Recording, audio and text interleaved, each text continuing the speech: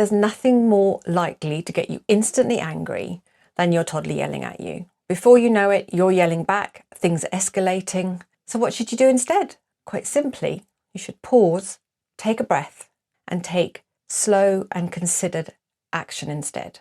And I know you're going to say this is easier said than done. So that's why today we're going to look at some easily actionable tasks that you can do to deal with your toddler's yelling. Now, the first thing I would always recommend when your toddler's yelling and screaming is to decode why. Don't always assume that they're yelling because they are frustrated or because you said no to something, because they're angry. Toddlers are really prone to yelling and screaming irrationally when they are tired or when they are hungry. And toddlers often get tired and hungry. So sometimes that screaming and yelling is just a reaction to them feeling overwhelmed by their emotions. So it's really important that you determine why they're yelling and screaming first before you decide how you're going to handle it. And another top tip I have is to know your toddler's triggers. We all know what gets our toddlers going, whether it be that they're tired or hungry, or at certain times in the day they might be more likely to scream and yell at you. There might be certain things, tasks that they're trying to learn that you know can end up with them throwing things across the room in absolute frustration, and that also can melt down into a yelling or screaming fit, and then they'll take it out on you. We always take it out on those closest to us so they feel safe yelling and screaming at you because they know you love them unconditionally. I always say as parents, we need to be engaged. Parenting from a distance or on the sidelines often ends up in bad communication. Bad communication ends up in a breakdown where toddlers often end up yelling, screaming or throwing a tantrum. And then we end up having to step in a disciplinary role rather than a teaching role. However, despite your best efforts, despite being one step ahead, being aware that they're hungry, tired or whatever, there are going to be situations where your toddler will yell and scream at you regardless. It might be because they like the sound of their own voice, which is often the case when they're very young, because they've learned this new thing. I can scream and yell, and boy, does it get a reaction. And toddlers love a reaction. If your toddler is screaming and yelling, and for whatever reason, and it's got to that stage, despite your best efforts, then you should try the next things I'm going to give you, the next list of things that I have for you. Let me just say before we start, though, that there is always a fundamental rule that yelling and screaming is not acceptable in the house. It is not an acceptable means of communication between family members. And you need to have that rule regardless, and they need to be aware of that rule. And you apply that rule to everybody in the house, not just to the toddler. And we'll talk a bit more about that later on. So, your toddler's screaming, your toddler's yelling at you, what do you do? One of the first things I would try is signing, because toddlers love to learn gestures. And when your toddler's yelling and screaming, their ability to hear you, not listen, but to hear what you're saying, is very limited. So by using an action rather than words, usually gets a better result. So put your finger to your lips and just signal that you want them to be quiet. Try not to say anything, keep it as simple as that. It might not work the first time, but they will gradually learn that this is a signal that you are not prepared to communicate with them unless they stop the yelling. If you do have to speak, then the next good thing to say is, please use your nice voice or your inside voice. You don't say any more than that, and you make it very clear that you are not going to respond to the situation until they use their nice voice or their inside voice. And you just repeat that until such time as the yelling stops, and then you're prepared to have a communication with them. If the yelling doesn't stop, you are going to have some patience, because you just need to stay calm yourself. You must never escalate and start shouting yourself. You must always just stay calm. Deal with it in a very similar way that you would a tantrum. If you have to sit down on the floor and you have to just let it get over and done with, if they're getting no reaction from you, I promise you that within no time at all, it will stop. Yelling and screaming only continues if it gets a result.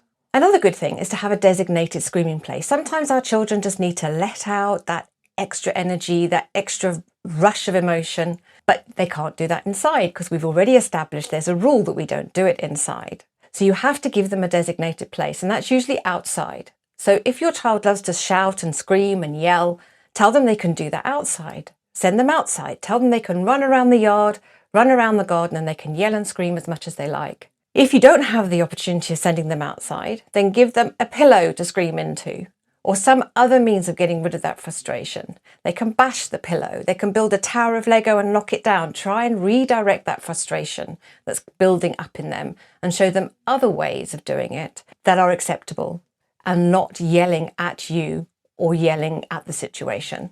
It's also really important that you acknowledge their frustration and their anger. So you should vocalize that. I understand you're angry, but please use your nice inside voice instead. Or, gosh, I know that must drive you mad, but even when we're angry, we don't yell. You make it very clear and succinct that you understand their emotion, but the way they are expressing it is not acceptable. And of course, by the same token, it's really important that you give them positive affirmation when they get it right. So if they stop yelling instantly, you must say, thank you. Right, let's talk about what's bothering you. Or let's fix the situation. Or would you like to come and have a cuddle? Because sometimes that's all they need.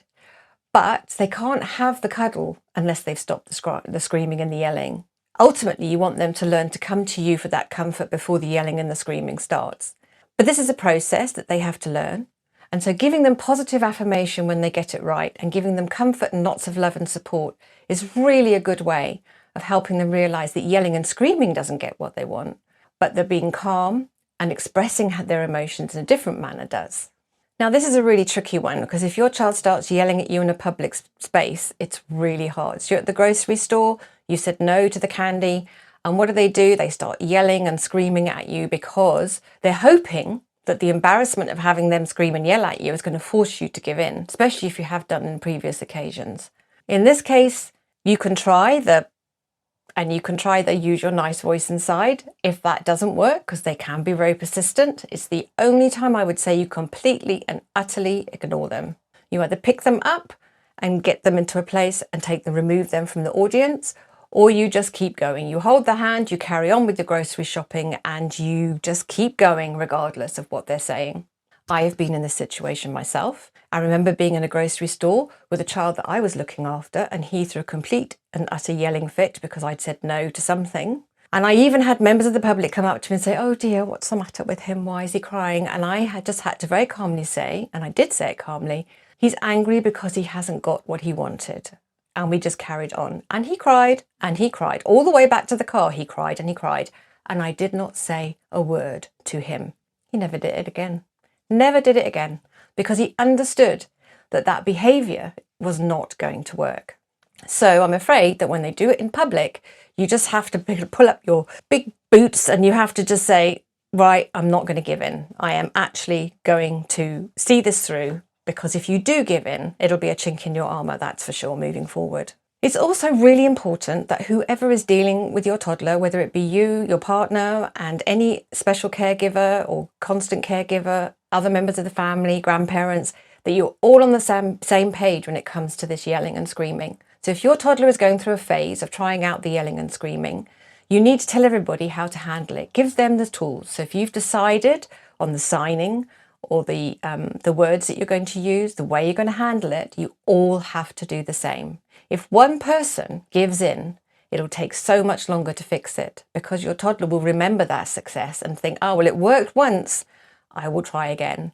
So it's really, really important that you're all on the same page. And I know it might be tempting to just walk away from that yelling and screaming, and you're thinking to yourself, you've just said they yell and scream because they want attention and they want us to focus on them.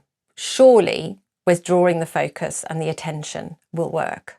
The truth of the matter is, if you walk away, you will just exacerbate the situation. You will make them feel more frustrated, more angry, and they will feel desolate at the fact that you've walked away. So then you will add another emotion on top of the one that they're already experiencing. So walking away is not an option. It only makes things worse. Now, I'm a great fan of the quiet corner, and I think a quiet corner can be really useful if your child is going through a yelling and screaming phase, because once all that emotion has been spent and they are now feeling probably quite overwhelmed and exhausted by it all, not to mention you as well, having a place to retreat to calm down, regroup and re-regulate is really good. And that quiet place has to be a nice, safe haven for them. You can share that quiet place with them. So once the yelling and the screaming has died down, you can suggest that you go and spend some time together in the quiet corner. You can read a book together, you can listen to some music, or you can just have a cuddle and a chat. Talk about maybe what caused the problem in the first place. But it needs to be this safe haven. And I always think a really closely confined, cozy, quiet corner is such a useful thing for all children in the early years, and one that I would recommend that every household has. Now, I've left this point to the end. I could have mentioned it earlier, but I really wanted to leave you with this message, and that is that you lead by example. Toddlers are like sponges, and they repeat what they hear and the way things are said to them. So when I've had parents say to me, "Why is my toddler yelling and screaming at me?" I say, "Do you ever yell at them?" Because you'd be surprised the way we talk to our children and don't actually take true notice of what we're doing, because it's very easy when you're irritated, you're angry, or you're yelling from another room that you want them to do something. And then they think that that's acceptable behaviour. So you need to teach them respectful communication. And the way to do that is to model it to them. So when you're speaking to your partner, to their older brothers and sisters, to any member of the public, to anybody, they need to see you respectfully communicating. They do not need to see you yelling and screaming in any situation. There's no situation where yelling and screaming actually benefits anybody, and it certainly won't benefit a toddler. Children need to learn how to self-regulate. It's a vital life skill. Now, we've got a course called Calm Connections, and this explains in great detail how best to communicate with your toddler when they are young and develop healthy, calm communications within the family. And there'll be a link in the description box below so that you can take a look at that course. So with all parenting issues, you can never look at them in isolation. And so there's a lot going on with your toddlers. When they're screaming and yelling, it's also very much linked to their behaviour at that age in general. We've got a couple of videos out there you might also find useful. One is about your toddler ignoring you, and the other one is about the terrible twos, or the not so terrible twos as I call them. So I take a look at those because they all work hand in hand with what we've been talking about today. And finally, because this is a subject I'm very passionate about, and communicating with toddlers and dealing with this sort of behaviour, which is quite normal and natural. That's the most important thing you need to understand. They're not doing it to upset you, be defiant or anything. They're just trying to learn how to deal with these very human emotions. We have lots of information on the Teething to Tantrums website about dealing with tantrums at different ages, and specifically screaming and yelling at bedtime. And link will be in the description box below again. So we've got lots of information to help you out today and how to de-escalate the yelling and the screaming. Don't forget to like, comment and subscribe, because I always love to hear from you. And anything you'd like me to talk about in the future, of course, drop me a line and I'll see if I can include it in a future video. Thank you for watching today, and happy communicating, and I wish you well. Thank you.